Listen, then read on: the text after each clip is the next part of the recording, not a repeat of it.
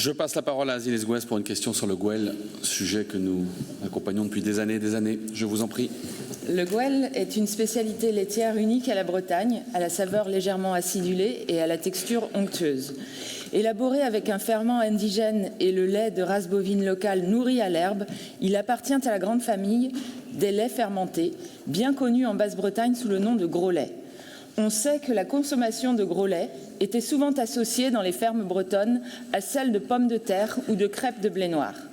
Progressivement oubliée, la recette et le ferment de ce produit laitier ont été retrouvés chez Marie Bolloré, dans le Finistère, au début des années 80, puis sauvegardés par une poignée d'éleveurs de vaches bretonnes pinoires. Ce sont ces éleveurs qui, en 1993, ont créé la marque Gouel, fruit d'un jeu de mots à partir de l'adjectif Gouel, qui signifie meilleur en breton, et du substantif Goël, qui signifie ferment ou levain. Si l'essentiel de la production de Gouel provient de la bretonne pinoire, la marque est aussi ouverte aujourd'hui aux autres races locales bretonnes, froment du Léon, armoricaine, nantaise. Ce n'est pas par nostalgie que j'évoque ici le Gouel. Au contraire, le retour de ce produit traditionnel soulève des enjeux très contemporains qui touchent tant à la transition agricole, à l'innovation agroalimentaire qu'à l'épanouissement de la biodiversité animale, mais aussi microbienne. Les scientifiques ne s'y sont d'ailleurs pas trompés. À l'INRA de Nantes d'abord, puis à l'INRA de Rennes et au-delà, ils se sont penchés avec grand intérêt sur la caractérisation tant microbiologique que sensorielle du Gouel. Tous les travaux confirment la spécificité de notre ferment indigène. En 2016, le Gouel s'est trouvé embarqué avec 3 autres denrées alimentaires emblématiques, italiennes, croates et allemandes, dans un projet européen destiné à valoriser des produits alimentaires issus de ressources génétiques animales ou végétales locales. C'est ce projet européen qui a catalysé la volonté des éleveurs d'obtenir un signe officiel de qualité afin de protéger correctement cette pépite du patrimoine agricole et alimentaire breton. Et c'est ainsi qu'a été créée l'Association des paysans producteurs de Gouel, la PPG, qui travaille depuis 2019 au montage d'un dossier d'appellation d'origine protégée sous l'égide de l'INAO, laquelle INAO, je le dis au passage, encourage l'usage du Gouel comme ferment pour ensemencer fromages et crèmes au lieu de ferments lyophilisés, ce qui renforce l'autonomie des producteurs et la typicité de leurs produits. Il faut souligner, Monsieur le Président, combien le cahier des charges en cours d'élaboration entre les éleveurs et l'INAO fait écho aux politiques régionales en faveur des transitions agricoles, alimentaires et environnementales de la Bretagne. Priorité donnée à l'installation. Élevage en système herbagé, voire pâturant et 100% biologique.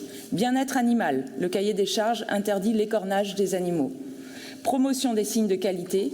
Commercialisation en circuit court. Santé, à l'heure où les vertus probiotiques des aliments fermentés sont à l'honneur et bien sûr biodiversité, à l'heure où la reconnaissance du lien entre sol, patrimoine génétique local, savoir-faire humain est un grand enjeu à l'échelle mondiale. Le Gouel est donc en passe de devenir la première AOP laitière de la Bretagne. Or, la démarche de la PPG, que notre région a soutenue depuis le début, est aujourd'hui arrivée à une croisée des chemins. C'est-à-dire au point auquel une amplification du soutien de la région Bretagne s'avère décisive pour aller jusqu'au bout, dans un contexte où la région Pays de la Loire se désengage du projet. Nous savons que la gestation d'une AOP est une entreprise au long cours, qui prend en moyenne 10 ans. Et nous savons aussi que le soutien public est essentiel pendant cette période d'incubation.